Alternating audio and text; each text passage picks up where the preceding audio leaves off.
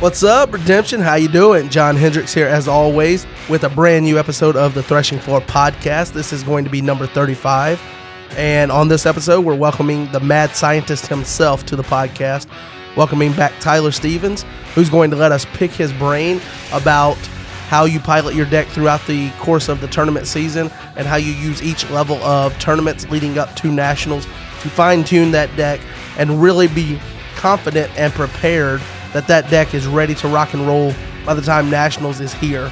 And we're just a mere 44 days away at the time that you're getting this recording, so definitely a very timely topic. So we've got that, we've got spoilers, and without further ado, we'll get right into it. Thanks for being here, as always.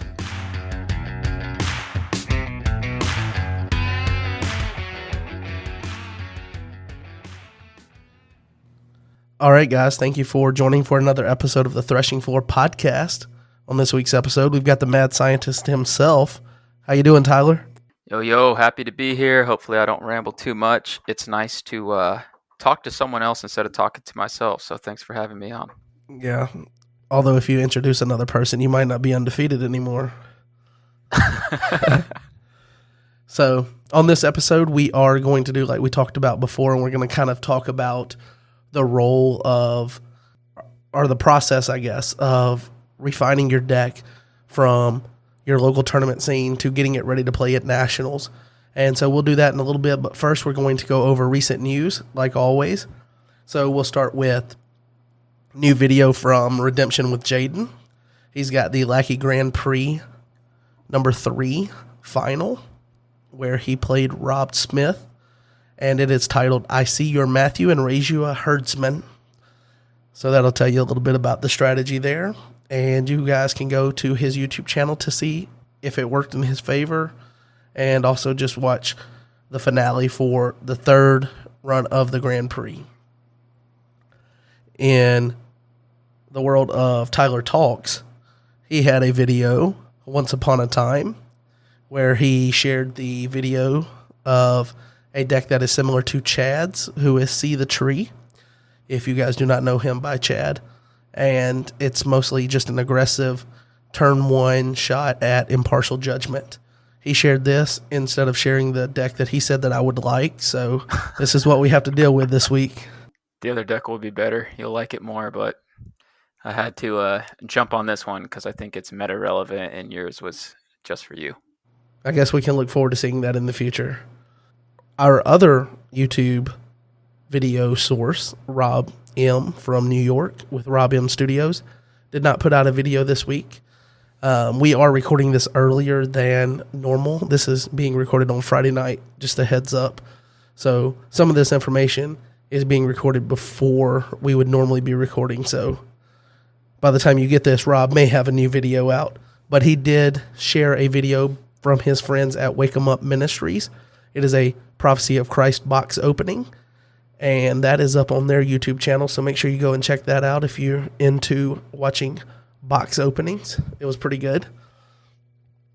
And that's going to bring us to our spotlight for the unofficial tournaments that are kind of helping us identify and shape the meta.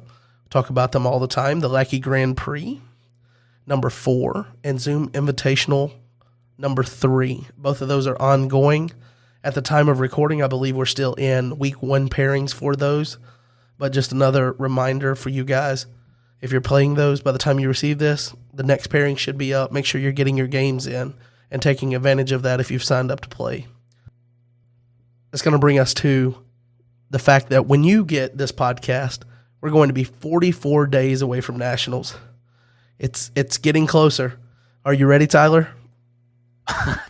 No, I'm not. And I feel like I've been playing more than a lot of other people, and I'm not ready. So hopefully this podcast helps out a good bit. Well, yeah, make sure you take your notes because I'm not ready either. Thankfully, I've got 2 close by regional tournaments that I'm going to be able to attend to work on getting a deck ready. But with that said, I would like to shout out some recent tournaments or tournaments that are happening this weekend, coming up. And we'll start with the Idaho State tournament that actually is happening right now at the time of recording this on Friday night. And so the results will be available for you guys if they choose to share those by the time you get this podcast. But that's being hosted by Mike Lasky. It is June 10th and 11th at Phoenix Fire Games in Meridian, Idaho. So we should be able to see some results from that if they choose to share those. Then we have the New Jersey State Tournament hosted by John M. How do you say it, Tyler? Michalician. Mm-hmm. Okay. Well, I wasn't that far off last week then. That is going to be on June 18th, and it is going to be at the residence of Steve Leviton. And that is in Long Valley, New Jersey. Ohio State Tournament is also happening on June 18th at Shiloh Baptist Church in Cadiz. I don't know if I said that right, but that's in Ohio, and it's hosted by Luke Marshall. So that's June 18th at Shiloh Baptist Church. And South Central Regionals, hosted by Brandon Coderre, is June 17th and 18th at the Arena Games in Universal City, Texas. So that gives us, let's count them up. That's 1, 2, 3, 4 state tournaments, I believe I went over. That's Idaho, New Jersey, Ohio. Oh, maybe just 3, and then a regional tournament in South Central region. So several major tournaments that are happening this week, or in the case of Idaho, has already happened. But we should get to see some results, maybe some deck lists from these to help continue to figure out what everyone's playing and what's doing well and performing well at the tournaments as we keep barreling ahead towards nationals. With that, I would like to go over a bulletin update that Gabe shared on Discord for tournament etiquette and things, just a friendly reminder of things that maybe we don't know as players to be the accurate ruling of the way things are, or just to be more aware of them so that we are doing things the right way. In his entire post, I'm going to read that, and then we'll, maybe touch on the examples that he gave. So Gabe said, as we head towards the nationals with all of the state and regional tournaments taking place, we'd like to give everyone a friendly reminder of a few expectations during your redemption games. Number 1, players are not allowed to use mobile devices during tournament play. If you have one on your person, it must remain put away and silenced. And I'll go ahead and be the first to tell you I have broken that a million times. So I'm not innocent. Are you innocent on that one, Tyler? Don't put me on the spot with video evidence, but no, I'm not evident. One time I literally had my phone out because it was like third day in. I was just playing I was at nationals just playing to like spot in. And I'm going to be honest, I was out of it, and I just had my phone out.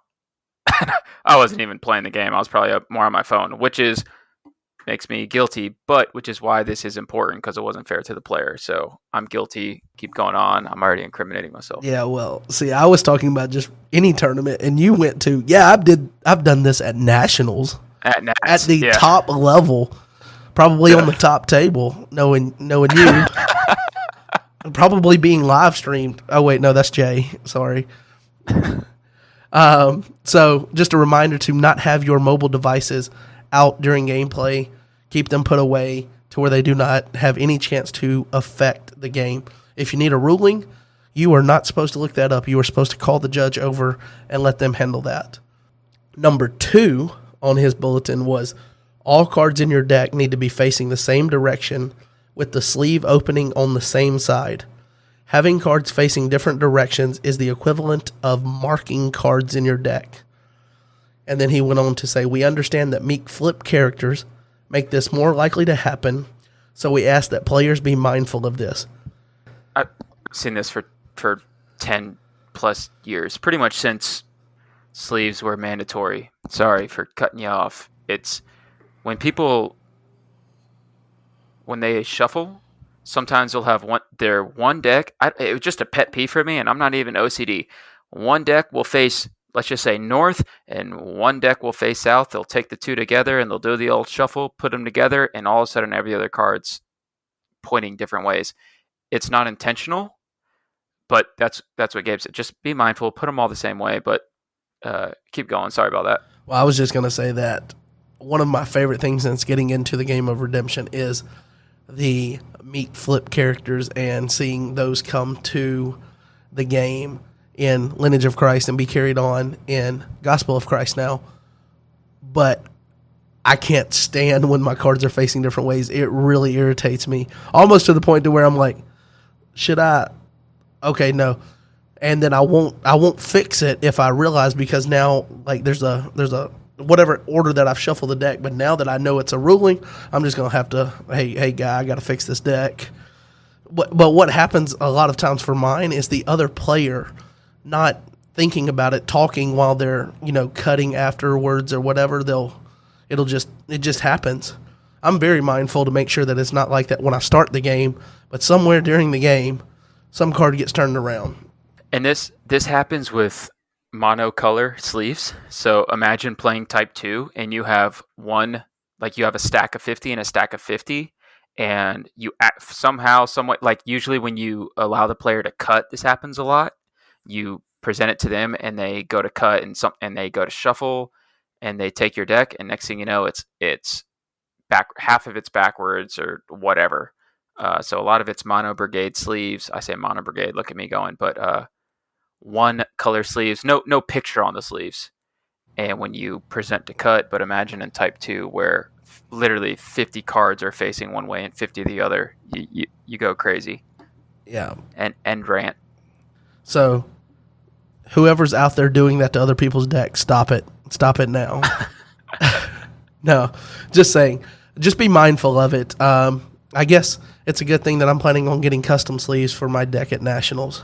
I've got perfect artwork picked out for that, and so I've got to get those ordered. So I will have a picture, so it won't be that big of a deal since they won't just be solid color. All right, that's going to bring us to point number 3, and this is the one that I think is probably the most 100%. I don't know if it's intentional, unintentional, but I feel like this one happens in every game. I feel like it's one of those that it's potentially just bad habits that have just been ingrained in us to where, especially with Lackey, because it's just one click over to see what's in your reserve before you get whatever you're getting out of your deck or something like that.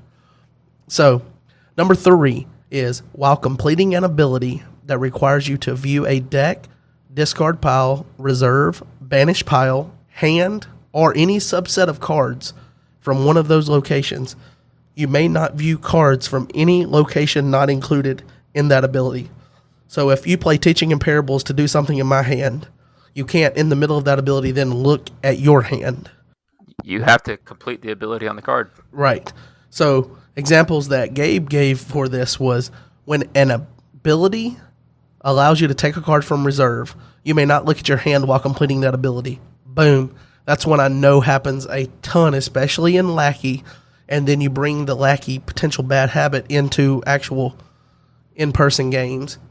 But that's something we need to be mindful of as players. And then the other example is your discard pile must be a single stack with only the top card revealed. It cannot be fanned that multiple cards are visible at the same time. Now, I'm not going to say any names, but I know that this was asked last year, and I don't think that a clear ruling was given, because I think Josh was wondering about it in Type 1 last year, if he could have his discard pile, since it's visible at all, either player can view it, if you can have it stacked or whatever. And then, I guess I said I wasn't going to name names, but recently there was some gameplay footage. This is where I'm not going to name names. I'm not throwing stones, Josh, I promise. But there is a tournament footage on YouTube right now where there is a game where there is a player that is, staggering their cards in their discard pile. That's all I'm going to say.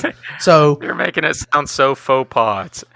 I'm just saying it's something that, like, if you don't realize that it's against the rules, you don't know that you're breaking the rules. So if you are a person that is stacking your discard so you can just easily glance over, that is something that is technically not allowed by the rules as stated here by Gabe. So make sure that you're mindful of that. Yep.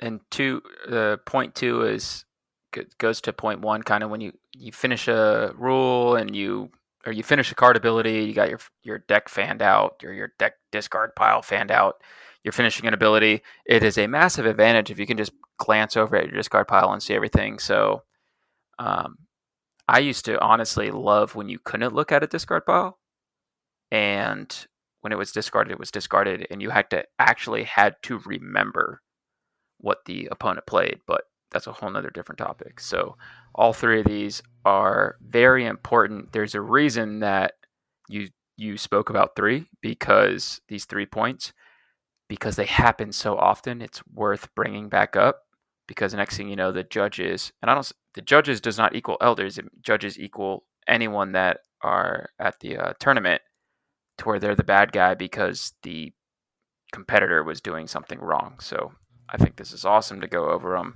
I think it's awesome for you to go over them. So touche. That's all.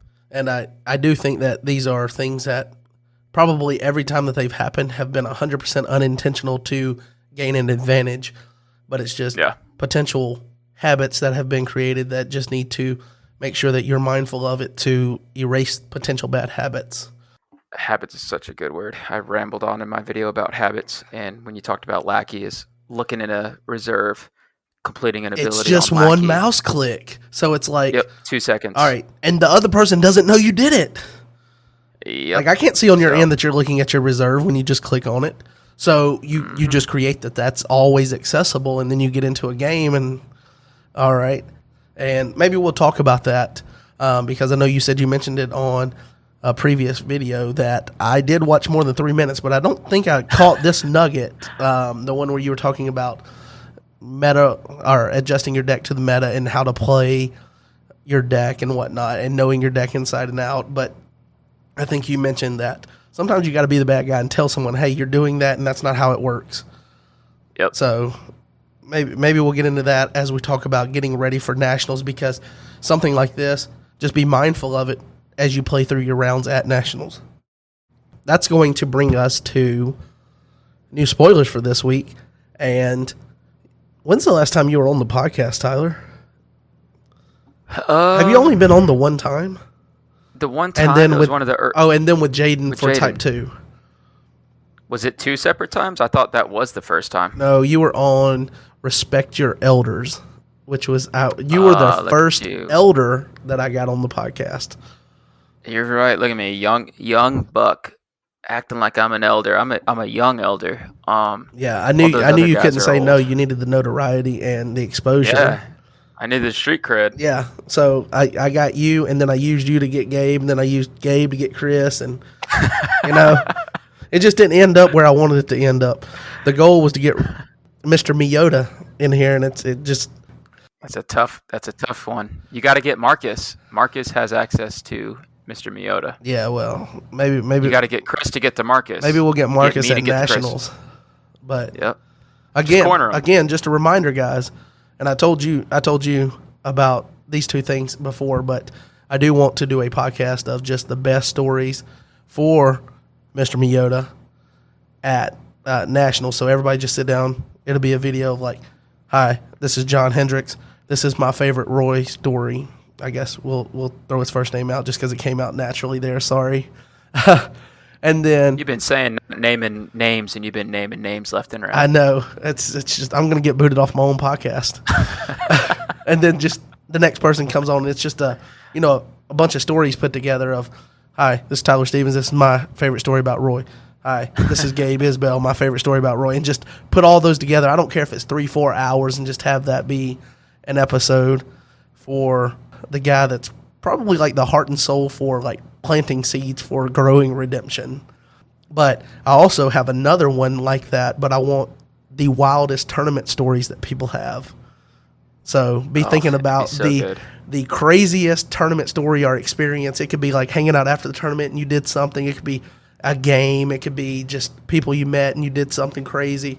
Just all those stories. And I think that'll make another episode, and we'll record just random stories and put all those together after nationals. So just be thinking about that. Have that on the membrane so you guys know it's coming down the pike. So you were not on when we talked about Israel's Deliverance coming out. So this is actually the first time on the podcast you've been able to shout out your handiwork helping make new starter decks. So tell us about these cards, man. Yeah, it's Israel's Deliverance, or we call it in the Elder Street ID. It was so fun to make. Chris and Gabe did a lot of amazing work. Chris and I went in there with some themes and some ideas, and came up with all sorts of crazy stuff that really shouldn't have been in a starter deck. And Gabe came in with a decade of experience and helped us out. But as for the new cards, we dropped Abiathar and Philistine Raiders today. And of course, me being a historically known Philistine defensive player, and a known draw 2 player, I couldn't even defend myself before it was said. But yeah, so apparently I'm known to put draw 2s on cards. But so now we have a Philistine that draws 2. So there's nothing really I can say that is a Tyler card. Simple draw 2, nothing crazy, generic Philistine, nice numbers, weapon class, draw 2, amazing starter card in my opinion. But I will say all of them are amazing starter cards. And then Abiathar, which when I spoiled him today, being the 10th of June, I did say there's going to be some questions because he is a House of Ithamar, which we haven't seen that identifier in a long time. And I'm going to be honest, we might not see it again. That's not really a huge identifier, but it's okay. I wasn't too sure. Might as well put it on there. So Abiathar from the House of Ithamar. And then Tabernacle High Priest, and he is purple. Like, what is going on with these brigades, and why is he purple? But I did want to say when I spoiled him that there might be some questions, and Mr.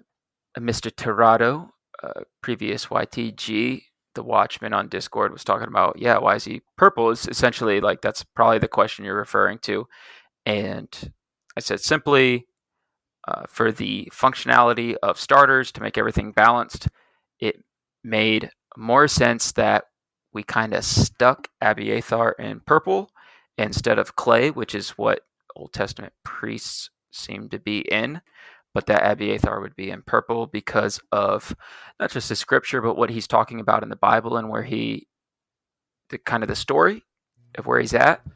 He could, if this was not a starter card, he would probably be clay purple. So you feed that line to someone else. I know what you did. You just wanted the new clay priest to have a way to play impartial judgment. You take it from reserve, and you get to play impartial. It's all about aggressive turn 1 impartial judgment, even in the starter decks, man. Come on, man. Every card in the starter has to do with impartial judgment. They either draw or get to impartial judgment. Nice. Don't believe that. That's a joke, people. Kind of. I'm surprised you didn't make Den of Thieves play a card regardless of alignment so you can play impartial judgment on defense. Oh, man. Gabe will get some slack for some cards in GOC. You should have seen what Gabe had to reel me back on Thieves. Den of Thieves used to just let you redirect cards outside of battle. Oh, man. If I had my way. So, and that's not healthy. And that was, we had Jay in on playtesting. We were talking about redirect, and he kind of talked about it, and I said, you know what? I love it. Let's just redirect. That seems very thievesy to me. So I was trying to do way too much. And that's just me not knowing and getting experience. So Gabe was able to bring me back. So don't go too hard on some of these GOC cards. I was trying to do way too much as well. So we gotta find the limit and make balanced, fun cards for multiple themes that not everything has to do with impartial judgment. All right, guys. So you heard it here first. The next set's going to be full of redirect. Everything's going to interrupt and redirect the last enhancement played this battle. Well, I was thinking they just have an identifier. It just says redirect. Oh, And redirect as soon as everything you that play, targets this card. If this as card soon is as you play them, it just if this card is targeted by an opponent's ability, you may redirect that to an opponent's card. I don't even want it to be so specific. I literally just want it to say redirect. So people already don't know how to play redirect, so let's just make it more confusing. So that you can't find the answer in the reg. Nice. All right. The reg will redirect you to something else. Yeah. All right. So error 404 or whatever it is. That's going to bring us into phase 2, spoilers that have come out so far. Again, we're recording this Friday night versus Sunday night, so we're losing a potential couple of days of spoilers. But I think that's worth it to get this recorded. Oh, comforting cherubs. I tried to take credit for this. Gabe did let me know. As much as I try to put draw abilities on cards, this was already there prior to me joining the team. So Okay. for this one, this was you may play a Lost Soul from a deck, and that's not, I'm sorry, the star ability is top deck a Gospel Hero from deck, because usually you may play a Lost Soul is also a star ability. So a phenomenal star ability, phenomenal numbers, 2/2 silver, may ban to an empty tomb female, which we have seen, and I think all of them have been spoiled. Or you may draw. So I'm a big fan of or abilities. So if you have not seen that in Israel's Deliverance, and kind of a spoiler alert on a spoiler of potentially where cards will be going, I really like the ors, to where they can have something that would not work first turn but could work later on, and a card kind of always works. So I think this is a great card, to where first turn you can ban to a female, or you could draw based on redeemed souls. And that is maybe you don't know how we do it around here, but we talk about the fact that it is a Mono Brigade Silver hero. That is 2/2. It's empty tomb, and the X identifier is all players redeem souls. So you're drawing limit 3, but it's all players redeem souls. So it gets to draw even if you haven't had the best game so far. So helps you out. That's how it comforts you in your distress. Yep. That I have no problem saying that I wasn't a massive fan of this card, because I was like, I redeem souls, like it's not going to work. But where the game's at right now, I mean, heck, you see what I'm doing first turn. I like to get a Lost Soul first turn. So if it's my turn, you went first and you rescued, and it's my turn, and I drop Son of God, I'm getting a draw 2 first turn. Like, it's very, very simple. But the ability to get a draw 3 that pretty much by turn 2 or turn 3 is a consistent draw 3 is very good. So the testing was an experience kind of thing to see, hey, is this going to work as well? Is it just, if you don't have a female out, it's never going to do anything? Well, it works all the time, and it's a Mono Brigade New Testament angel that does stuff. So good overall. Yeah, it seems like angels, for anything that you can pinpoint and say that they're weak at, they're getting a card that's going to fix that in phase 2. So potential soul gen. Oh, you need soul gen? Angel party this guy in. You're going for a soul. So, and then you get to add on extra draw on top of that. So we'll let that move us right into the next one, and that is going to be Choked Seed. And this is a brown and orange evil enhancement. The numbers are 1 and 4. It does have an X identifier, which is the number of your placed orange cards. The star ability is top deck a good enhancement from reserve. So there's one of those star abilities that doesn't quite help you too much on turn 1. But the regular ability is you may draw X, and X is, again, the number of your placed orange card. What's the second line do?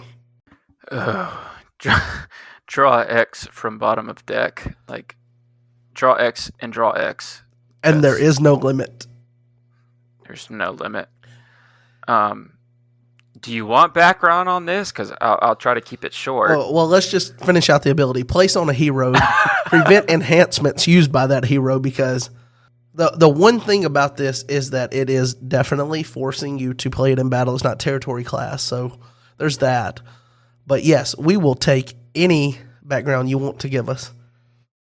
This used to be all orange, Mono Brigade, and territory class. A lot of Orange Brigade enhancements had territory class on them. I was a big proponent functionality of Orange, and I was really pushing for the place enhancements to show kind of like Being afflicted. yeah, kind of not just paralysis, but more so how possession, especially in the Gospels, and that was my inspiration to where a lot of demons, not a lot, but there was possession talked about in the Gospels, and how do you show that in redemption, which can be very difficult to do from scripture to functionality to thematics without going too in depth. So for Choke Seed, used to be territory class, and used to just throw territory class cards on heroes in orange, and I could put 2-3 out there by turn 2 or 3, and it gets a draw X and then another draw X. So you would get a top and bottom draw. 1 and type 2, this was getting like draw 6 minimum very early while being mono brigade. That's a little too crazy. And I think it was John Early that talked about having dual brigade, that Brown being slow, and I was a huge proponent of Brown being slow. So as soon as I believe, I'm going to give credit to John, and if it wasn't John, then John's getting the credit that Brown needs to be on here, and I made sure to, hey, let's push that because Brown's slow, and it ended up being a little too crazy. So we lost territory class. The star ability is amazing because if you look at the scripture, it actually makes sense. It's actually what Jesus is talking about.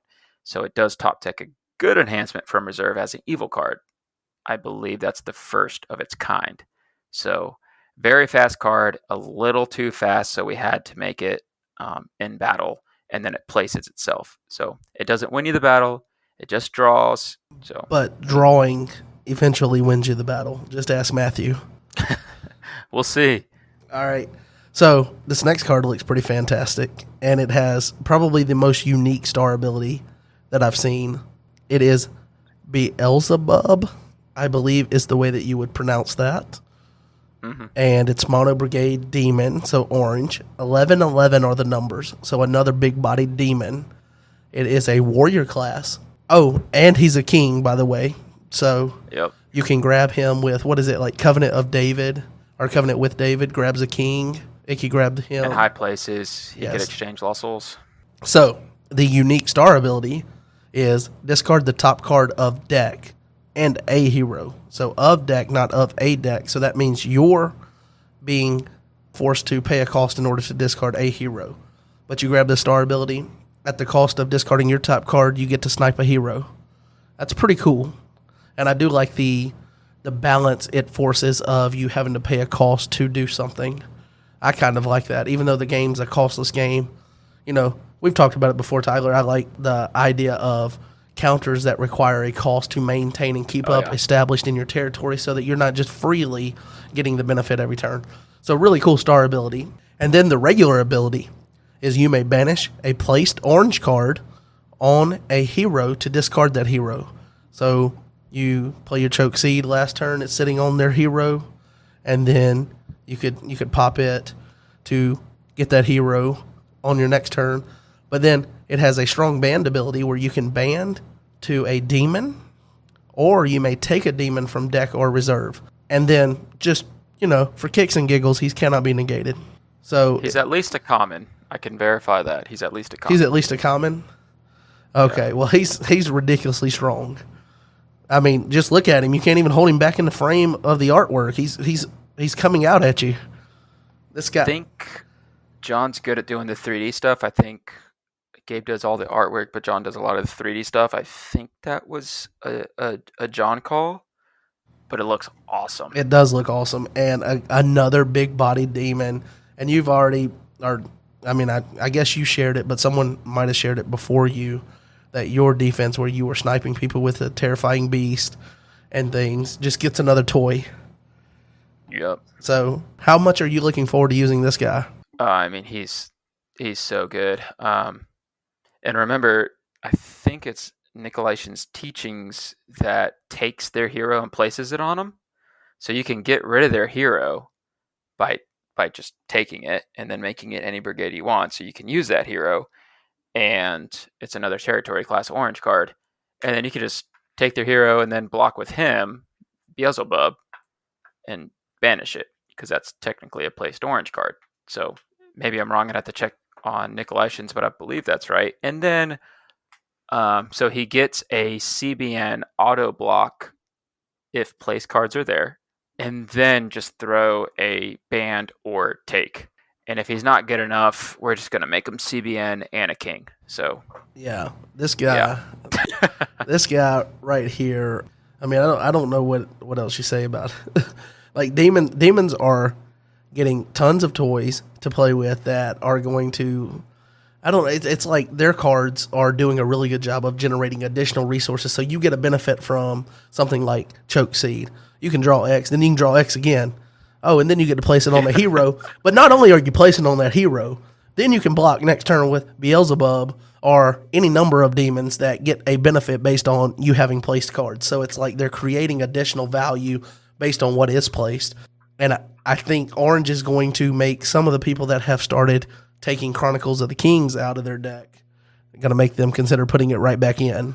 Oh, absolutely. And that's a good point. And can you imagine, like, putting Choke Seed and then just playing, like, you have Gates of Hell out, you're playing orange. So you play Choke Seed, and then you just Gates of Hell on into Beelzebub. Yeah. And don't forget you, before you do that, you go Messenger of Satan into, one of your guys that can ban Kings of the Earth. Oh yeah, but why even do Kings? You can just do Messenger of Satan, draw from the bottom, play Choke Seed, and then Gates of Hell into Beelzebub for a CBN discard, and then get a draw. That's what we in the business call nasty. That's nasty. So let me ask you this, because I don't know offhand. I assume that they probably do count, because otherwise it might not be as easily understood by people that aren't in the know with the game and the rulings. But we've seen cards that place tokens. So we've seen cards that place tokens that are demon. So create whatever token, and then you can place those, right? I'm not imagining those. Well, there are some of those, right? Yeah, that just came out. But this Beelzebub specifically says placed orange card. Okay. So if it's a token, it does have to specify if it's an orange token. Okay, but tokens are going to count as quote-unquote cards. Yes. So if it's and you're also getting me to do a ruling before a set comes out on a podcast. So yeah, well, sorry, Gabe and Sean and Chris and Marcus. We'll double check, but I mean, I just know that that's one of the things that people might have as like one of the first thoughts is and I know that we've had things that are tokens before, and obviously they're represented by cards. I just don't know off the top of my head how it's defined in the reg, a token, if it is considered a card for something like this that counts cards in play. Yeah, that's a tough one. And see, now you're thinking about, like, if I have Amos down and you have a bunch of tokens, do you have board advantage, or do they not count for board advantage? Yes, they do count as board advantage. Well, if they count for board advantage, then I would assume they count as cards. I would agree. So, sorry, Marcus, we took your job. Two Possessed. So Two Possessed is the one that didn't make the cut into tonight's talk, but that's to create 2 evil character tokens. Place each of these tokens on a human hero, restrict hero's controller from playing enhancements, and the token identifier says 2/2 orange male demon. So Beelzebub would be able to banish a orange token, because that would be significant of a card. Okay, well, 2 Possessed, that was supposed to be on here, but then we started talking about the outline, and I forgot to paste it into the outline. So it was supposed to be on here. That's ad hoc it in. Yeah, we just threw it in. That's the podcast host not doing his job. I guess that will bring us to a Lost Soul, and Lost Souls are always fun, especially when they're strong enough to have a unity clause, because it's got to have a pretty good ability. So This is Lost Soul Defiled, and I'm not sure what has happened in this picture, but she looks angry. And you're going to be angry if the opponent plays this down and you don't have a way to negate it, because Defiled has unity of Lost Souls New Testament. It has an X identifier of number of good brigades on the card put in play. And then the ability, which again is unity. Just going to keep hammering the fact that it's unity because that's how good this is. If opponent puts a good card in play during battle, so that's enhancements, that's heroes going into battle, you may draw X. And what's the X identifier again? It's the number of good brigades on the card put in play. So if they happen to get in a situation where they're like, all right, I'm going to come in with no and I'm going to exchange, or I'm going to convert. All right, then you just get ready to start drawing cards. That's bonkers on the draw ability there. How fun was that to test, and how often did it help you hit hand limit? Yeah, there's a few cards that we were able to put in that if you're hitting them, then they are doing their job. And it's fun with testing because testing isn't the meta. Testing isn't, it's literally, hey, we're going to test just what we're doing, GOC, and then we're going to start going from there and implementing more cards. So if you come in and you have that many brigades and you have a lot of cards out that hit you for brigades and you're just popping off everywhere, you're huge. So when we're testing in GOC and a lot of people are sticking to 1 or 2 brigades on offense, it's not a big deal. So it's going to be very interesting to see cards like Defiled and Matthew that do shape the meta, because in testing, you play orange. Herod's just play Herod. You're gold. So yeah. Matthew might only draw a couple, but in actual meta play, Defiled and Matthew might draw a ton at the beginning, and then the meta starts shaping. So testing showed a lot of different things, to be honest. Yeah, I guess that thought kind of falls in line with something that I believe to be the case, is that you guys make cards and you might think that they're good, but they're not good until players prove that they're good or bad, or like the way that they're played in quote unquote relevant tournament games and things of that nature decide whether they're too much, whether they're not enough, that thing. So I do foresee that forcing some people to really strongly consider whether Unity New Testament Souls is worth it. I think it was Josh, national champ for Type 1, 2-player last year. He was like, fine, I guess I'll play this and Undesirables. I guess I'll play New Testament. You guys got me. So yep, he has salty Undesirables and Defiled. Ooh. Yeah. I guess that brings us to the final spoiler here, and I'll let you have at this one, Tyler. Yeah, Angel Appears. This one went through a couple of renditions. It's real fun. So 2/3 in its territory class, silver white, star ability, top deck a New Testament artifact from reserve, which is better than people think. I don't think I've seen that much of the star abilities actually hitting. But New Testament top decking a New Testament artifact from reserve is really nice. You may play a Gospel Angel from reserve, and then it's or deck if opponent has hand advantage, and then hero may ban to an angel. So you get to play. Pulling out the Gospel Angel is nice because this is silver white. Silver white has so many consistency pieces. Being constricted to Gospel Angels is a lot better, in my opinion. And then playing a Gospel Angel from reserve, this is honestly a complaint that's really happened a lot from the community, I'll say, for territory class cards. Angel Appears for turn 1 territory class cards. Territory class cards can do a lot.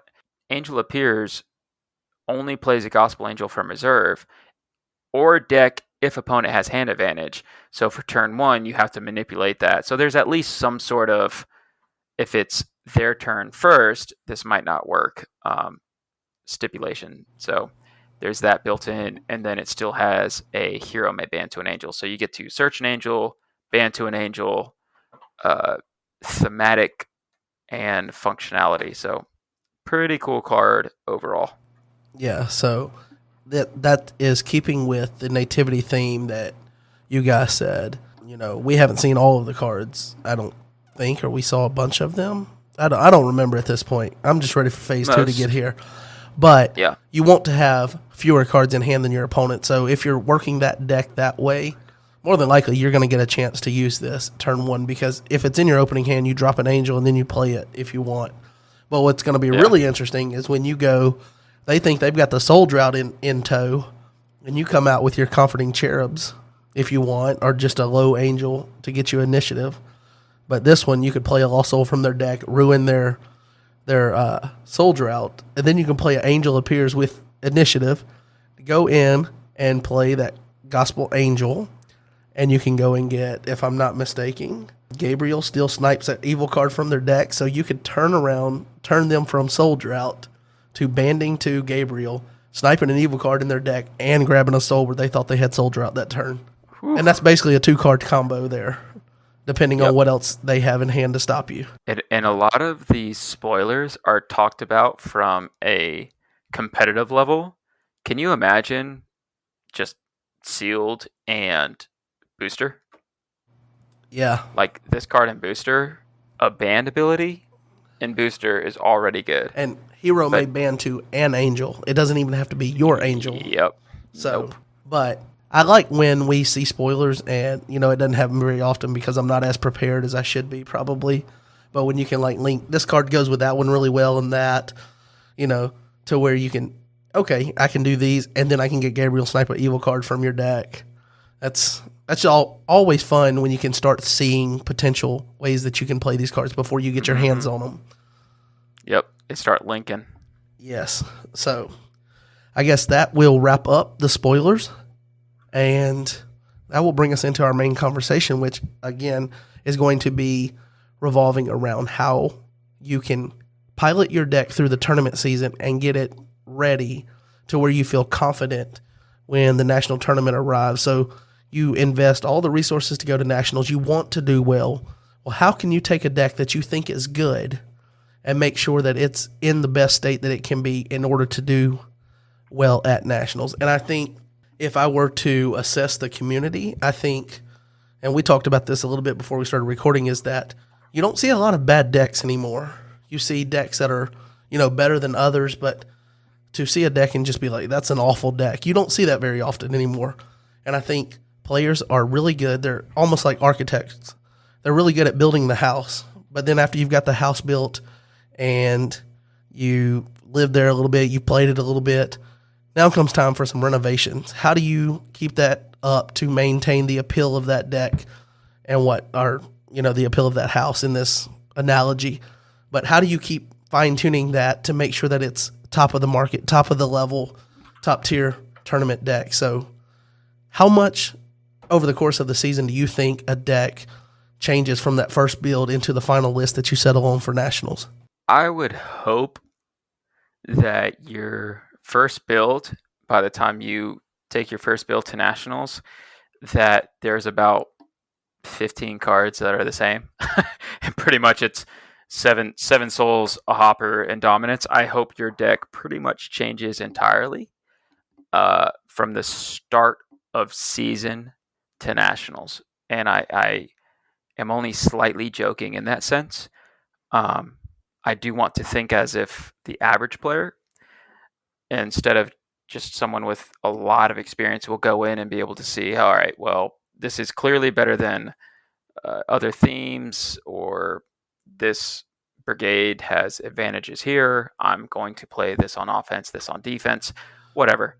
The average player should get as much just exposure to as many themes as they can, so their deck should change immensely from the beginning to season all the way up to nationals. Yeah, you mentioned, seasoned players being able to kind of look at things and tell and know things. That reminds me of every time I come up with a cool idea and I run it by my buddy John Early, and he's like, "Oh, you haven't built that yet?" And he's already played it or thought about it, and he's off of it now as an idea. And it's okay. And then you realize how far behind the curve you are, chasing the elite players that have the mind for the game to be able to project this list through a tournament season and what it's going to look like and what the meta is going to look like by the time nationals get here. Like, I'm sure that you already have an idea of what you expect nationals to look like as far as the field, and we're still having state tournaments happen and regional tournaments. Yeah, I think I have a good grasp on when you say nationals, what the field is going to be. You're talking, in my opinion, you're talking type 1. When you say that question to me, I take it as I feel like I have a good grasp on what players, not themes, but what their actual decks, offensively and defensively, are going to be. For about 6 players in Type 2, about 15 to 20 players in Type 1, and what should be drafted in GOC. So when you say what should be played at Nationals, it's different perspectives, which is just what you were talking about with John. Like when you play John, he's like, oh yeah, I played that. He might not have played that because he thought it was great. He might have built it and constructed it because he knows he's going to see it at Nationals. So yes, I think I know the categories that either I'm going to judge or play in. What in my opinion, the meta and majority, what I'm going to see. All right. So, as far as forecasting what you might see, how much time and play do you put into a deck, like a singular deck? Strategy, theme, however you define this is the deck. And obviously you'll make changes because you said most of the deck is going to go through changes throughout the season. How do you settle on this is the deck that I'm wanting to play at Nationals? And how much play goes into that deck, or how much do you play that deck before you say this is the one? How much play directly correlates to me deciding ultimately what I'm going to play? And we'll get into more examples in a little, but if I think I'm going to play X deck, whatever, at Nationals, if it's a secret, then I need to goldfish that deck. I'm not joking, at least 100 times, and when goldfish just means I go through not just lackey, but that I shuffle, because lackey shuffling and human shuffling are 2 different things. So I need to shuffle and goldfish my deck. Say it again for the ones in the back. Yeah. Shuffling and lackey and shuffling in person are 2 completely different things. Look, sidebar, not to cut you off here, but sidebar, I think lackey is one of the single most, well, obviously the reserve rule hurts exiles, but we know exile still has merit as a lost soul. I think not in lackey. I think lackey, giving it to you turn 1 just about every time you run it, is the reason that it has no chance to see play with the majority of players, because it's just it puts a bad taste in your mouth and you're like, nope, not going to have it happen. And then if you're, my buddy Jonathan Gomez, it happens to you in a tournament. So, hey. Yes. So fun. So, yeah, as for, you got to prepare yourself at all levels and know what your normal draws are in sleeves, shuffled up, everything like that. So, how much should you play a deck before settling on it? If I play a deck 100 times before a state tournament and I get whooped at state, does that mean I give up on the deck, or do I change? John Early actually posted his Covenant with Death deck prior to, and if you take the 2 deck lists, they're very similar. He wasn't doing too well, and I think he actually, I'm not going to say he didn't rank at states, but I don't think he did too hot at Minnesota State back in the day with the deck that not dominated, but pretty close to dominated Type 1 with an extremely high pool of players competitively, and that was the Covenant with Death. He played that deck over and over and over and lost at state.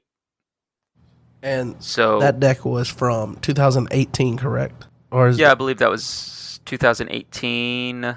It'd either be 18 or 19. I think it's 18. We don't have J on, but I believe it's 18. I want to say, so what won in 2019? That was when he did the first turn Mayhem. That was Was that hashtag mayhem? Yes, I think so. I think it was 2018. I just wanted to make sure listeners were aware that you can go and find those deck lists on the Cactus boards and look at those if you want to compare.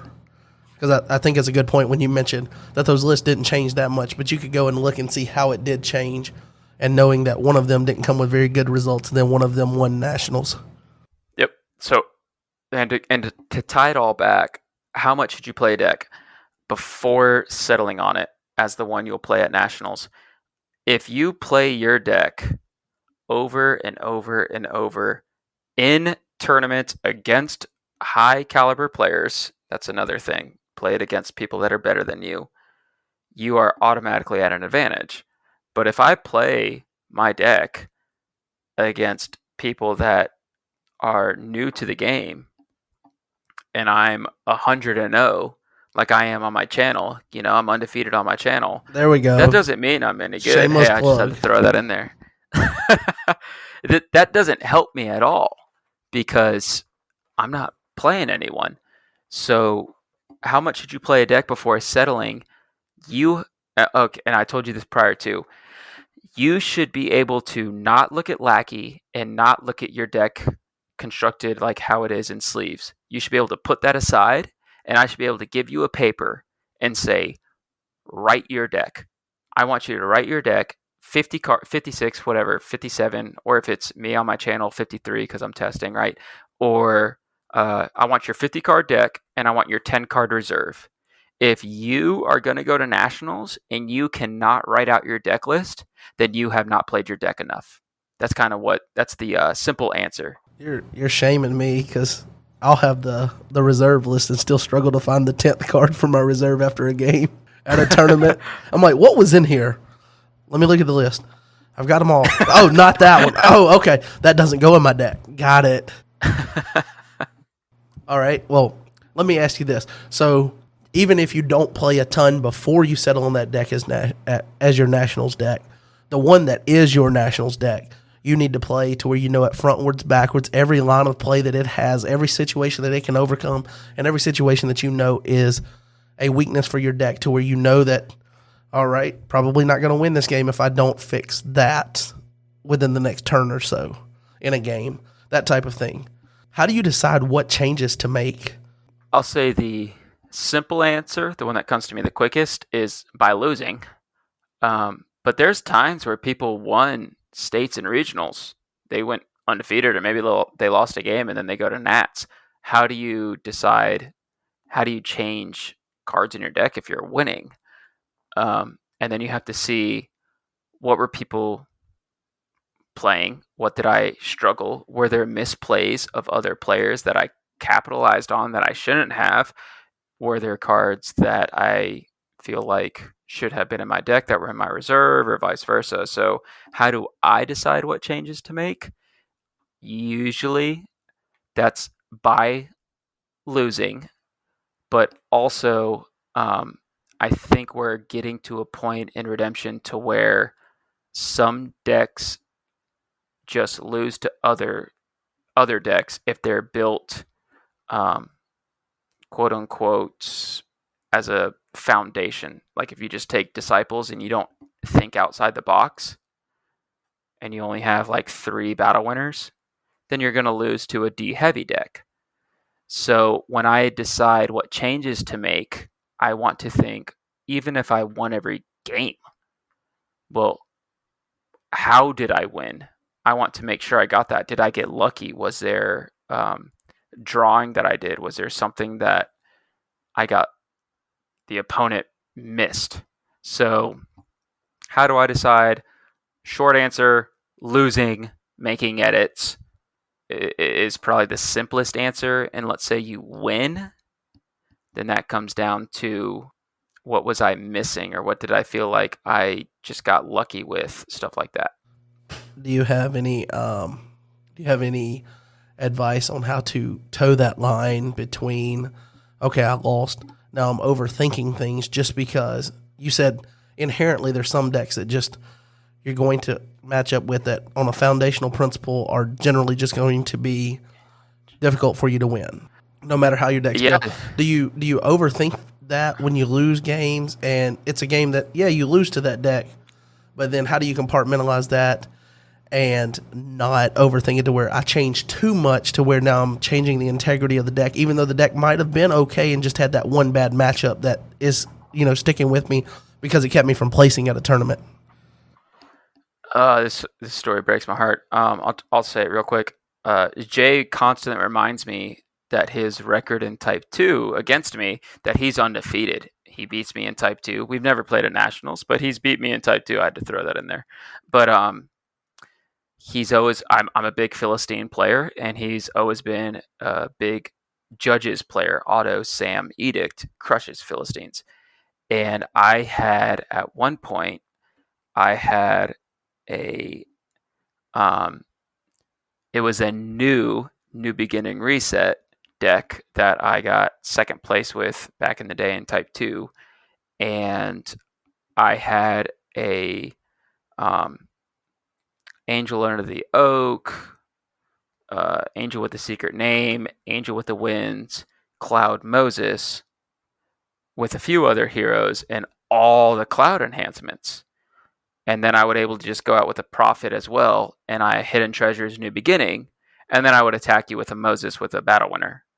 The deck was undefeated pretty much all year. I think Jay beat it because I did a reset and he just did Auto Samuel, Auto Edict, and I had Philistines, and I think he whooped me. And I started thinking way too hard, and I demolished that deck the night before. Like, I was at Nationals venue and I didn't play it. I ended up playing something else, and I don't even think I got like top 10 out of like 20 something people, 30 people, like I did bad. Don't overthink.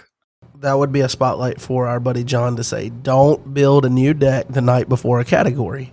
I've also won and ranked at a high level at Nats winning the night before. But yes, John is right. That takes a lot of experience to do that. Don't do it. The more games you play with your deck, the better you'll do. I forgot in Type 2, I forgot his name. I'm sorry. He went off to college. He was playing White Brown. He's from Minnesota. And he got second place at Type 2 Nats. And he beat some of the better players. And it was not just, but it was just a Music Leader Brown deck. White Brown, Music Leader deck. He won, or he got second place, and he knew his deck. So if you know your deck, you already have an advantage on other people. Are you the one? I remember someone saying this, and I feel like it was you, but I don't want to attribute this to you. But a player that knows their deck and has a bad deck can potentially and generally overall does better than a player with a good deck that doesn't know the deck. Something like that. Nathan Leverson's his name, and yes, you're right. I have said that numerous times, that a player who knows their deck is and has a worse deck is better than a good player that doesn't know their deck. And all that is just knowing the nuances and the lines of play for given situations, right? Yep, absolutely. All right, so let me hit you with this big thing because it's something that we hear talked about all the time with competitive card games. Define the role that the meta plays in how you prepare your deck for Nationals. Ugh. All right. Loaded can there. So, and I touched on this in a video that I did, which, what does the meta mean? Does the meta mean, because the definition of meta changes to person, I could think the meta in Type 1 is Hyper, Matthew, Simon spam, Impartial Judgment, turn 1, turn 2, Jeremiah spam, David Hard After God. Like, there's a few attacks in decks that I think are the meta. Other people can think differently. Does that mean I'm right or wrong? It's all about perspective. 1. 2, is the meta the best decks, or is the meta the most played decks? And I go back to 2018, I believe, with Flood, to where 3 of the top 8 Type 1 players were Flood decks. You're about to do it, aren't you? Oh, man. This is that argument that you and Jay get into. And Jay gets into this with everyone. He's like, Flood was the best deck, but it can't win because the best deck doesn't win because everybody knows it and they play for it. Yep. And so you already answered it, though. Yeah. So there you go. Because, and I get that because, or what I'm saying that you already answered it is Jay argues with everyone about Flood, meaning Jay's the only person that thinks Flood's good. So with the meta, is it what's being played the most? And I'm just joking. Flood's great. I always say Flood's better in Jay's hand than it is in others, and that goes back to the other point. Jay could write his deck out. He could tell you, yeah, in 2018 I played this Flood, 2019 I played this one, this is what I'm playing now. He could write his Flood deck, and he tells you what it's good against and what it's not. So Jay with Flood is different than others. But the meta, to get back on point, the meta is different based on perspective. Is it most played or is it the best? And I think it's both. So how does the meta play in how you prepare your deck for nationals? I will say the times that people won with niche specific decks, John Early, Josiah Beer comes to mind in Type 1. Gabe in Type 2 won with Zebulon and Speed Camp. I won with a board control. There's been when Josiah won with hand control. All of those players knew the meta. If you know the meta right now, no one's playing the cross. Do you play the cross? Speak for yourself. Hey, so that's knowing the meta. If it's not being played, I'm not playing it, but whatever deck that I end up playing, it's going in there. Yep. So I haven't been playing it because it's not necessary to play it. But I'm big on the cross. I think it's very important. It's so good. I was just talking to Derek Torado because I was talking about some ideas I had for my channel later on, and Blood and Fire, his modified deck, and he is playing Lost Souls that I'm not seeing other people do, and he's playing Thorn's Lost Soul and Orphans. Orphans I see a little bit of. Thorns, nope. And I asked him, I said, interesting Lost Soul choice, why? He said, because everything I'm seeing from a defensive standpoint, people are exchanging and protecting Lost Souls. That is knowing the meta to where, and once again, knowing your deck. Or Shield. Yep, exactly. Derek has played Blood and Fire, and he's top cut. He got second last year. Yep. He got second last year. He's top cut twice. He's been to 3 nationals. He has played Blood and Fire 3 years. He knows his deck and he knows the meta. So how much does the meta play into how you prepare your deck? It should be one of your biggest factors into what you tech your deck for. If you don't have anything for comeback on Matthew, and we'll go the video that you talked about with Redemption with Jaden versus Rob. Jaden won against Rob, and watching that video, he hit Rob's Matthew with a herdsman, and he got a draw. Bro, you're not supposed to tell him how it ends because we're trying to force people to go and watch it. That was turn 1, my man. I know, but you said he won. The winner. Hey, it was an emotional victory. Oh man! All right. Well, sorry, Jaden. We took away a few views, but that was a very smart play to get herdsman in there, and it's like. I'm 95% sure in that game, Rob knew it was coming, but his deck just didn't have a way to stop it at that moment. So Jaden knew the meta. Yeah, more or less, yeah. Yeah. So when you talk about knowing the meta and how important it is now, so we've established how important it is to know what is being played, whether you're choosing to say that the meta is the best decks that are available across the player base that you'll see in the field, or it's the more popular ones.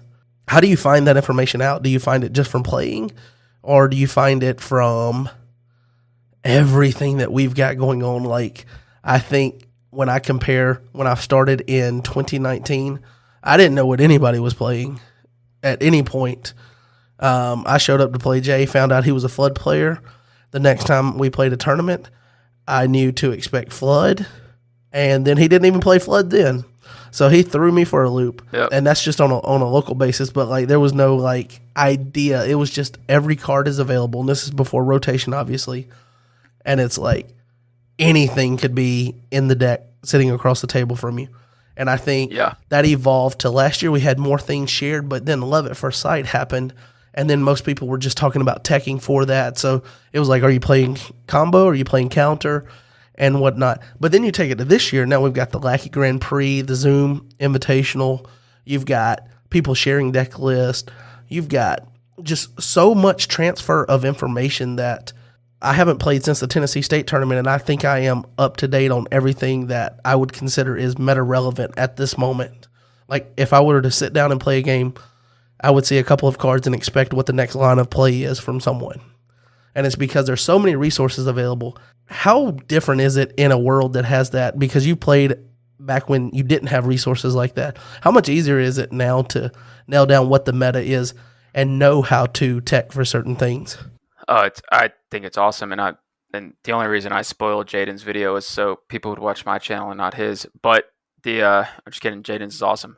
The last week you touched on this a lot with Mark, and it was awesome to hear someone that came back after 10 years and talk about this. The amount of resources are like Jaden literally put his deck out there with Affinitab and then showed it on his channel, and even if he wasn't playing, it was still on his channel. Like, it's awesome. I've been asked before, like, hey, is there anything that you keep to yourself? Like, you got to have something up your sleeve. Like, you just show everything. Like, I don't know. I feel like Jaden showed the first combo. Jaden showed the Widow combo. It's insane, the resources. Even just content to get you plugged in, involved. Do what? Don't forget he also showed running that, what was it, 70 card. First of all, he did it with 100 card against Emmanuel, one with the cross. And then I think it was 100, and then he ran like 67 or some random number against Matt in the top cut of the Grand Prix. And won with the cross. So he's showing everything, even if like you can't say that that's a highly competitive deck over the course of a long tournament like Nationals is going to be, but just like, hey guys, this is possible. And it's yeah. And I also think that Jaden is probably deserves the most credit for all of the amount of content, because he's been so consistent with putting it out for over a year now. Over a year. And like, I know it helped inspire me to want to do something, and just seeing all of the effort he put into that, and I think it's pretty cool. And just give him some props there. So go check out Redemption with Jaden. Oh yeah, because I started just showing decks, and I was like, he's playing full games. I just want to do quick like deck breakdowns, but he put it on the map. And the fact that people are like, if you look at his views and my views and podcast views and listens, and Rob M's throwing stuff out there, and we have articles coming up, there is, and this also goes back to your point that you made earlier, there's no such thing as a bad deck. And I really do think that's because you can just hop on, and Mark came on your podcast last week and said, I typed in Redemption podcast and you showed up, or I typed in Redemption and a podcast showed up that you did. Yeah, and called me a Yahoo. He called. Yeah. Let's not forget the fact that he called me a Yahoo. Mark, those are fighting words. That's a New York insult, I guess. Yeah, we use Google down here. So there's so many resources where I've always been the type to share, and I do think that the more you share, the more other people share. And there's just deck lists and screenshots and videos and commentary. And I mean, hats off to Jay. Hats off to Chris. Chris did Zoom invitationals really when no tournaments were happening at all. Chris did he talked to Gabe and Rob and did Zoom invitationals. Uh, Jay started doing Grand Prix. So now we're in Grand Prix 4. Josh was running it up. Jay was a little busy. Passing the torch, though, because you've already set the template out. Exactly. And now we have 16 online participants in the 4th run. And look at the gameplay. Yeah. Crazy. So, resources all over the place. One of your major points about Lafis last year, Lafis came out so late. And why did it came out late? Probably because there wasn't that many resources last year. There was really just like Redemption with Jaden was getting going, and everyone was kind of like hopping in Discord. But look at the amount of new members this year compared to last. Oh, And absolutely. look at Yep, trending upwards, projecting upwards as a game, players, content, everything. Lafis was an asterisk nationals, not to take away from Josh, which also goes back to defining and knowing the meta, because he knew what Lafis was, and to play a deck that went A, around Lafis, and B, against others. So you put all these points together, but you take all the resources. Lafis came out late, but you have all these resources now to where stuff like the first combo and Widow's Son aren't even seeing play anymore because of how long they came out. I lost Tennessee State because Jeremy played Widow combo in his Angel Party deck. So then you have to know the meta. sorry if you were keeping that close to the vest there, Jeremy, but like he comes out with basically a mirror deck because I was using, like, Rob gave me his list that he had for Disciple Party or whatever you want to call it. It's got 3 disciples and it's got angels and all the angels that tutor them, but has the 24 elder, band in it. And I'm sitting down playing with Jeremy, and it seems like we're balanced. And then on his second turn, he just goes wild and basically decks out. And he put so many resources down that the only chance I had was to go back in time and put a new beginning and, some way to bounce my heroes and just have Noah down or, hit resetty on it. Yeah. So resources helping you find out what the meta is and know those, but it still comes down to playing the games in a tournament setting. So when you go to a state tournament, what's the big picture? What role does the state tournament have towards trying to be competitive and top cut? Or, I mean, we don't have top cut at nationals this year, but trying to be in the running for winning. Let's just stick with type 1-2 player at nationals. I know it sounds crazy, but my goal at a state tournament is not to win. If I lose, I learn something. If I win, it's very difficult to learn, which is why we kind of talked about earlier, like how do you decide what changes to make? It's very hard to make changes when you keep winning. So what would you hope to accomplish at a state tournament to make my deck better? Win or lose, more than likely my deck will become much better if I lose at a state tournament. I'll go back when I was recently new to nationals or to type 2. Yep, actually, it was my first full year in type 2, and I was going up against some of the top type 2 players, and I finally separated myself to where I felt like I became the top type 2 player in our region, which was extremely competitive. We, the Southeast group, went to East Central Regionals. Darcy Abbott, we went to DJ's tournament, and which there's probably like 3 people that listen to the podcast that know who Darcy is, but shout out to Chris, Gabe, and John. But we went to DJ's regional in North Carolina, and I was undefeated in type 2 all year. And it was kind of like me and Eric and a couple others versus Darcy and his like protege, and I was Eric's protege, and the dude whooped me. He beat me so bad, and I hadn't lost a game in type 2 all year, and he showed me a deck that was better than mine that crushed me. I then modified my deck after a state tournament.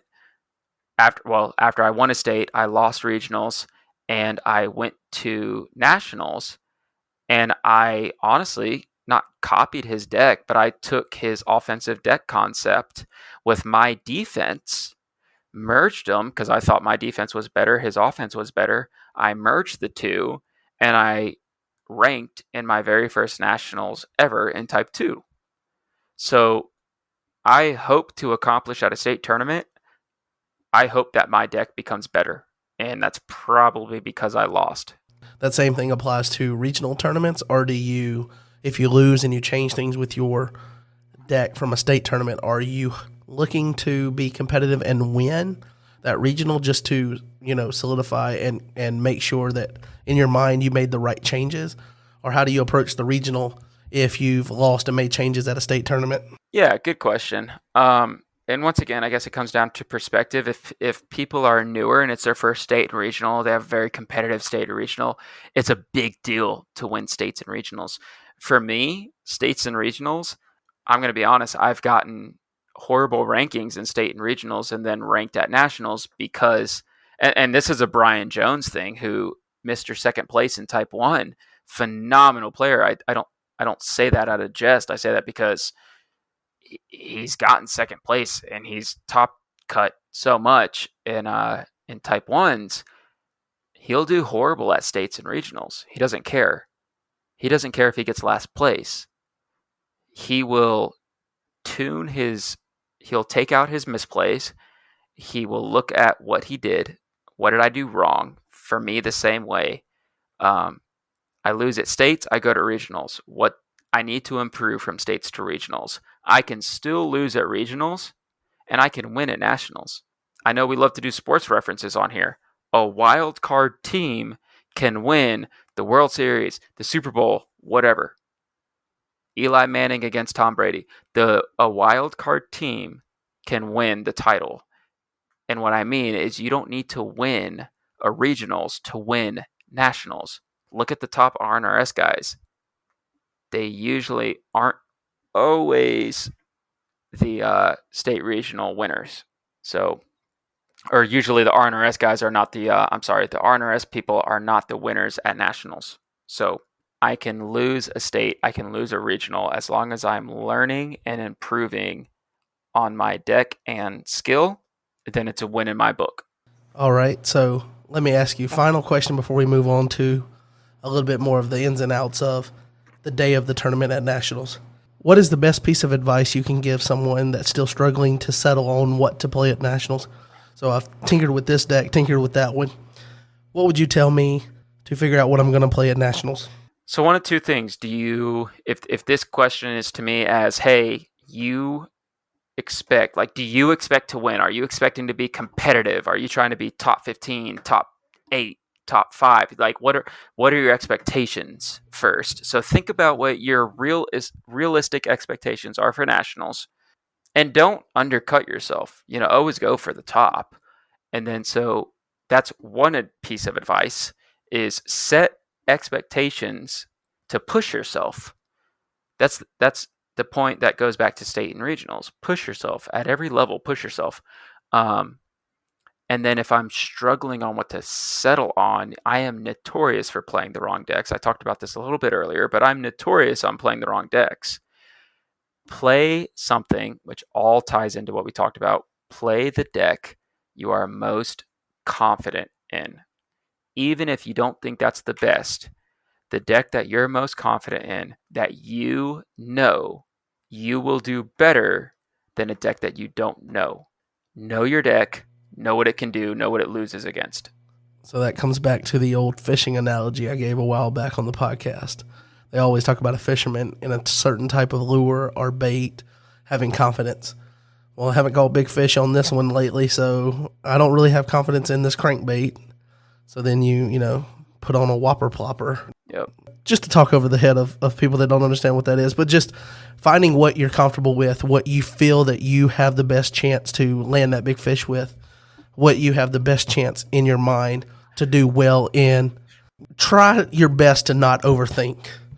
once you get to the tournament. Do your thinking before the tournament, through the tournament season, because building the deck the night before, the reason that doesn't work for people that aren't good players just naturally because they played for so long is because you don't know the cards as well and you get out of your element. You lose that comfort zone that you operate in when you know a deck. And you forget what's in your deck, and what happens when you go to search? Oh, is that in my deck or is that in my reserve?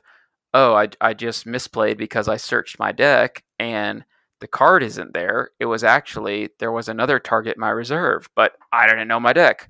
So you've got to know your deck. Also, it comes, like I said, it comes back to expectations, like you were talking. What are your expectations for going to Nats? Are you just going to have fun, which is honestly what it should be, but there's competitiveness in this. I get it, the competitive nature. Um, if you are going to be competitive, are you going to win? And if you are going to win, have you beaten other top players? Because if you haven't beaten other top players, you need to check your expectations and you need to change your deck because you haven't beaten top players and you're expecting to win.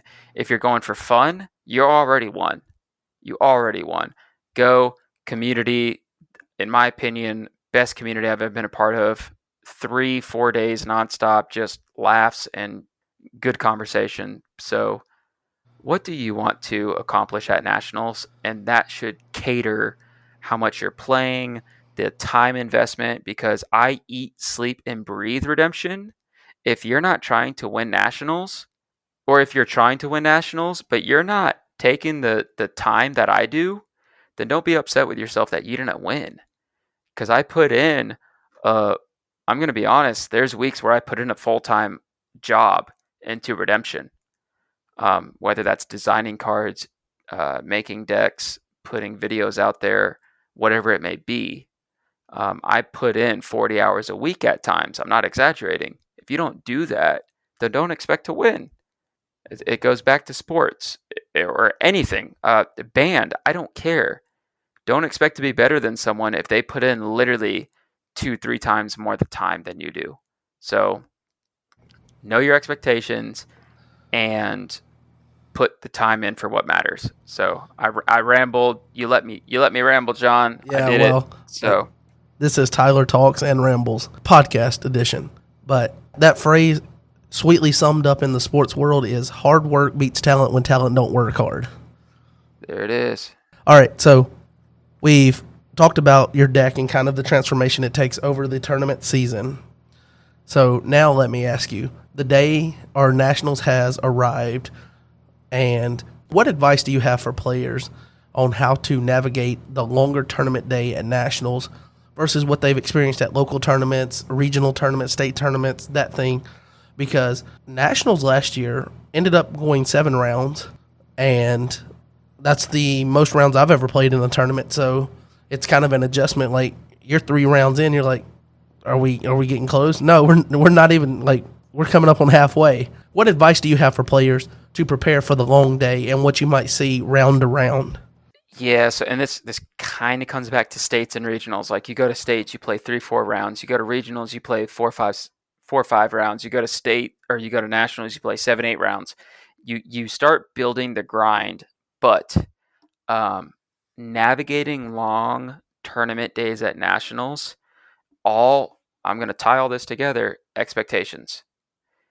What are your expectations? Are you trying to win? And if you're trying to win, as I've gotten older and played more at nationals, my expectations uh, became I want to win first place in all 3 categories I play. In order to win any category, you have to honestly, you have to have adequate sleep. Your mental game needs to be sharp. Um, 15 Mountain Dews probably won't do it. Uh, so make sure you get the right sleep and be sharp because it's a mental game, and if you aren't there mentally, then you're gonna lose when you're playing. So navigating longer tournaments, um, take away the other distractions, whether it's phone related, emotional, and we'll get into more of like losing and winning in a second, but take away other distractions, um, and really make sure that you are ready to play at the level that you're supposed to be. Give yourself a pep talk and go over mistakes you normally do. I tend to play a little fast. I call it handsy. I tend to play a little fast when I draw in battles, and I'll play a lost soul, and then I'll play the next card, and I'll forget my soul ability. So before I go into big tournaments, I'll tell myself order of activation. I'll review in the REG the order of activation, and I'll review. Hey, in my head, don't forget Lost Souls. Don't forget star abilities. Don't forget upkeep, whatever it is. Have a game plan. What do you miss? What do you miss playing? Go over it. So that's my advice. Make yourself a better player mentally. Okay, so you said that you need to be mentally sharp. What's the worst that can happen if you're not mentally sharp? Say you do drink those 15 Mountain Dews or whatever it is, and you are up hanging out the night before, and you don't get adequate sleep. Maybe you don't even sleep at all. What's the negative impact on your play and your ability to be competitive? And there's players. I mean, I said don't drink 15 Mountain Dews, so you're probably going to get a negative review on this podcast. But if you are not mentally sharp, and some people will be like, "Oh, I've been to plenty of nationals." Well, have you tried to? Are you going to win? Once again, expectations. Are you going to win nationals? Is that your mindset? Um, or is this your first nationals? And if it's one of the two, either winning or my first, if you are not mentally sharp, I guarantee you are going to make misplays, and your gameplay needs to be sharper at the end of the day than at the beginning. I know everything matters, but at the end of the day, if you're winning, and towards the end of the day, as you continue to win, you play the other people who have won more. Um, that is when you cannot make misplays. There was a tournament, 2018 or 19. I won Type 2, but prior to that, in order to really secure my title without, it doesn't matter what anyone else did, if I had a big win, then I was going to win Type 2 no matter what. And in Type 1, there was also John Early that had to also have like guarantee a win. So it was one of the last round. It was the last round, and I won 7-1 or 7-0. Like I won one. I was sharper at the end of the day. There was no misplays. I didn't miss any triggers. If I was tired and missed sleep and wasn't thinking and I was distracted, and I had a 7-4 or 7-5, I don't think I would have won a title that day. Like it was that close. So that's kind of what it comes down to, is prepping yourself and knowing what you're getting into prior to. Make sure you're in the right mindset, and it is going to be a grind, and know it's going to be a grind, so get ready for it. All right, let me ask you this. So, if you were to, whether you've prepared and you've been mentally sharp, whether you've done the night before and the day before getting ready, no matter what kind of shape you got into that chair in, every now and then there's just something goes wrong. You have a bad matchup. They have the opening hand that's just the best opening hand their deck can provide, and you have the worst. You brick hand. You miss a trigger. One of the things Jaden talks about all the time is at one point he mayhemed into Rain Becomes Dust against his brother, and he let that affect him the rest of the tournament. How do you, across a long tournament like that, how do you not let a bad break in a game carry over into multiple rounds later? Like, do you think that's something that's just going to come with time, or do you think, like, first-time players, like, is there any advice to help them not carry a negative experience from one game into the next one? So they can do better throughout the day, even if the day doesn't start well. So yeah, it comes down to don't come into the game with a losing mindset. And this does not need to be, this can go to any player level. I've been there before where I had Josiah Beers on the absolute ropes, and he covenant a prayer into literally the one card he had in his reserve for this one specific instance, and it whooped me. And it went from a 4-1 lead in my favor, where I was literally like, "Oh, I'm gonna get Son of God, Second Coming, and rescue one more, and I'm gonna beat Josiah 7-1, 7-2," to where he completely shifted, and I lost 7-3 because the old falling away. I didn't rescue a single other lost soul. How do I go into the next game and just switch my mindset and not think about that? And really, what you have to think is, how many players have won that have went undefeated? Yes, absolutely, it's happened. Um, how many players? I will say more players have won in all categories losing a game. No, just understand that, hey, I'm going to lose a game. Shake it off. Don't even. The only thing I want you to think about when you lose a game, hey, why did I lose that? Was it something I did? Keep that in my mind. Did I miss a trigger? Did I let the opponent take something back? Did I block with something incorrectly? Was I not aggressive? Was I too aggressive? Soul gen, whatever it is, keep that in mind. Other than that, forget about it. It's one game. You lose a game, move on. Even 2 games. I've ranked at nationals losing two rounds. Play to what you can. That's all you can do. Everything that's already happened, it's done. You can't control it. So I know it's tough to just say forget about it, but you have to have that mental edge to where if a game is over, it is over. Learn from it and move on. Just like we talked about states and regionals. Learn and move. From nationals, round to round, you need to have a mental edge of, okay, what was that player doing? What was I doing? Did I do anything wrong? Did I win? Did I lose? Whatever. Off to the next round. So that's all. That's all I got about that. All right. I guess let me ask you this. And I think this is getting toward the end. We'll get ready to wrap up here shortly.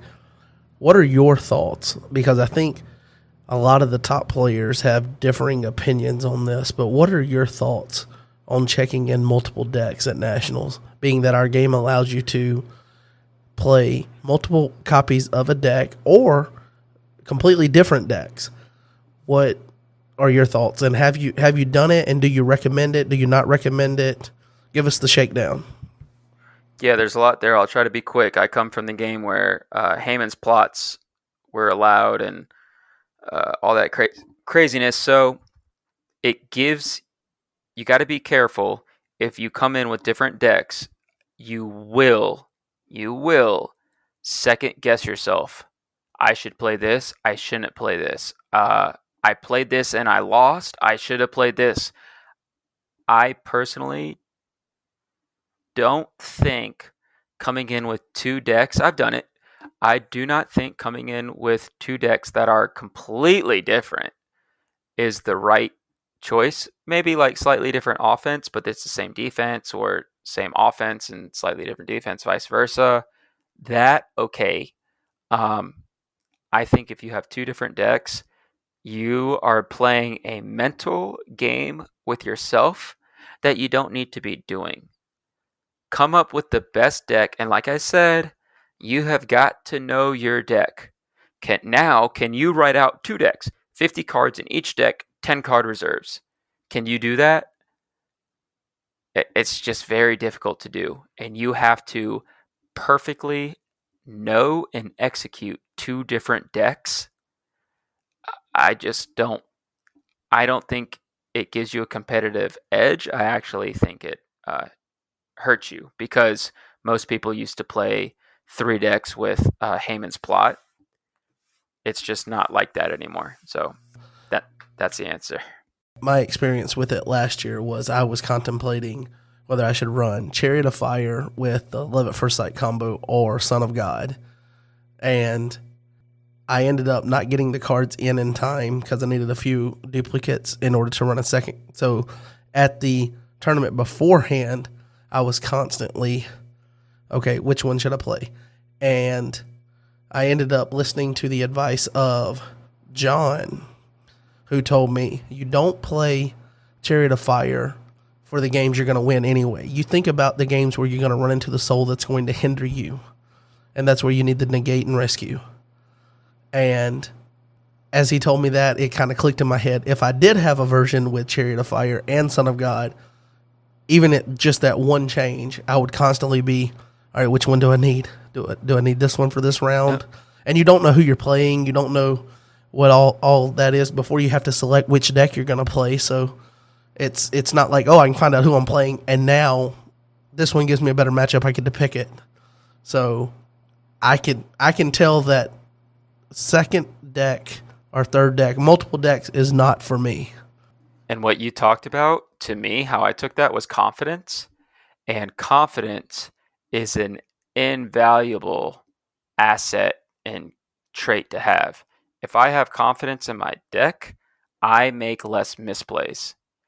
And if you are confident in what you're doing with your deck and what you're trying to do, then you're going to play better and you're going to have less misplays. And if you're constantly thinking, oh, if I had Chariot of Fire right now, I could do this, you're not thinking about what the opponent's doing and the board state and what's in your hand. You're thinking about, oh, if Son of God was here, or if Chariot of Fire is here, if I had this card, if I was playing this defense. And next thing you know, you're not even invested fully in the game. You're and distant from the actual game. Correct. Yeah. But it was also, I think, a valuable lesson in, like, just straight up deck choice as well. You know, we were talking about making deck changes previously, and him telling me you don't plan for the game that you're going to win otherwise. And if you're throwing down Chariot of Fire, more than likely you're controlling that game anyway. Yep. So you can potentially, string out another turn or two with the combo, manipulating their cards in hand. Back when we had like I Am Holy and all of that to manipulate the evil cards in hand, you could probably squeeze out the win there. You just don't do it a turn faster. But if they have a soul that is completely shutting you down, there's nothing you can do if you have Chariot of Fire, because Chariot of Fire doesn't help you in that situation. So you plan for what's going to be most applicable across, and this is kind of opposite of what I said earlier, where you might overthink, but broad strokes of, in more situations, Son of God helps you than Chariot of Fire. Yeah. Yep, you're right. And that was the first time that I met John, and he's like, yeah, I wouldn't play that. And I was like, why not? And he took me to school. He gave you some thoughts from Portland. Did you see my dig on that on Discord? When I was I was struggling getting out the podcast. I had already delayed it a day, and I was like, this is my deadline I'm giving myself. I'll have it out by noon. And I didn't get it out till like that afternoon. It was late, way late from even the noon deadline a day later that I gave myself. And I said, I feel like I'm trapped in Portland. I just figured they ran out of thoughts. So I guess we'll get ready to wrap up here. Want to thank you guys for tagging along and listening. And I don't know if you can tell, but I am fighting a sinus infection. So hopefully I'm not too nasally for you and you didn't turn this off 5 minutes into it. But I want to thank the Mad Scientist. I think the Mad Scientist is going to stick for a nickname for you because you talk to yourself so much. So I like it. Mr. Hiatus, a.k.a. the Mad Scientist, thank you for joining. Want to remind everyone that has signed up for the Lackey Grand Prix and Zoom Invitationals to get your games in. And also, for all of the tournaments that we went over before, if anyone attending those tournaments want to pass along results, I'll be happy to share them here on the podcast. But the only way that I know them is if they're shared. So there's that. And then also, reminder that Nationals pre-registration is open, and they will not be taking card at the venue. They'll be taking cash, so you will pay in person in cash. Just a reminder on that. And Nationals, at the time that you're listening to this, as the breath leaves my lungs, 44 days away. Are you ready? Are you ready, Tyler? I asked you before. Are I'm you ready? Ready as I can be. Yeah. How many people you think we got signed up? I'm thinking around 60 already pre-registered, and which means another 10, 15 are going to go on top of that, and then another 10, 15 are going to show up at least. General estimates.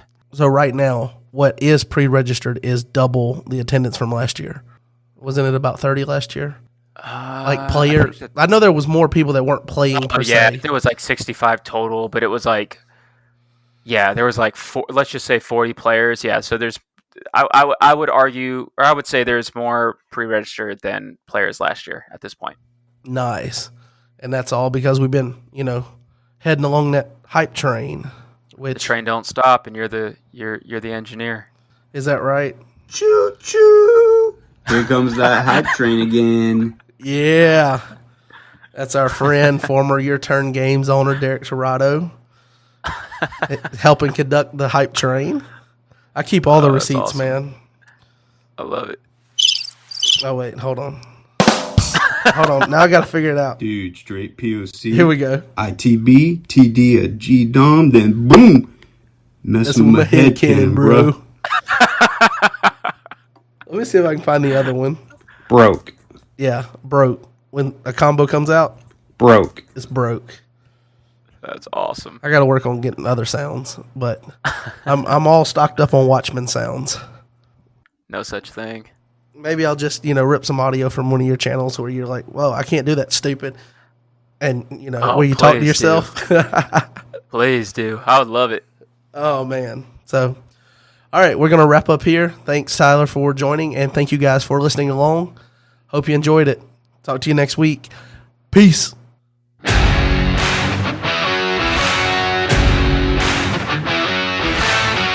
All right, guys, that's going to do it. Episode number 35 in the books. I want to thank Tyler for coming on and letting us lean into some of his wisdom that he's gained over the years preparing for nationals. Hopefully you got something out of this podcast. I want to thank you guys for tuning in and listening as always. So quick reminder to register for nationals if you have not already done that and you are planning on attending. Hopefully we see you all there. Also, get your Lackey Grand Prix and Zoom Discord Invitational games in if you've signed up for those. Also, if you made it to this point in the podcast, at the very end, you are a trooper, and I've got a reward for you this week. On next week's episode, we are going to have a mystery guest that is going to be bringing a huge announcement for the community. So, mystery guest, huge announcement, rub it in your friend's face that you know about it and they didn't because you listened to the very end of the podcast. I want to thank you guys again, as always. Can't thank you enough. Peace.